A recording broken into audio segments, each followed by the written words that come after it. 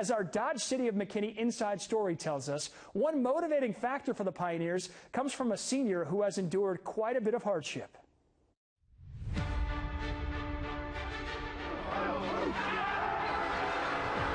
Boswell's offense is clicking on all cylinders. In their first 5 games, they've averaged over 40 points a contest. Sawyer Farr has thrown for over 1,000 yards for the Pioneers, but if you take it back 3 years, he's not the guy they thought would be behind center.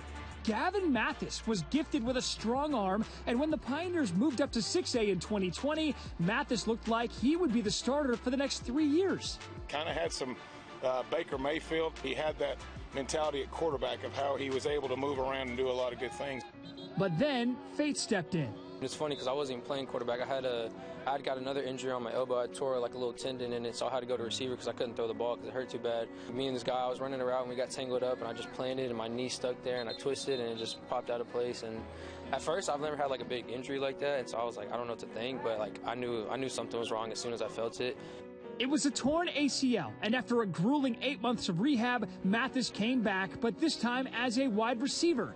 But then 2 games into the season, it happened again. I was super devastated, like in the hospital when I took the MRIs, and then a couple days later they called me and told me like, you tore your ACL again, and I was like, I just started bawling. I didn't know what to think. I got super depressed, and I was like, do I even want to play football anymore? Hurting your knee and rehabbing it once is hard. The second one is just so mentally, because you know what you're about to go through. Mathis was ready to give up. Was it worth going through the agonizing rehab one more time?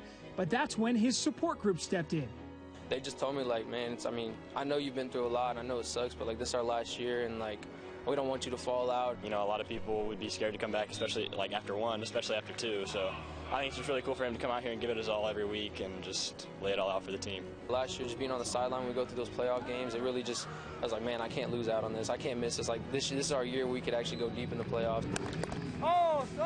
So Gavin is back for the Pioneers as a backup quarterback and wide receiver. He's not only one of the biggest leaders on the team, but Mathis has been an inspiration to everyone in the Boswell locker room. Hey, let's go, Todd. Let's go, Todd. Get him up.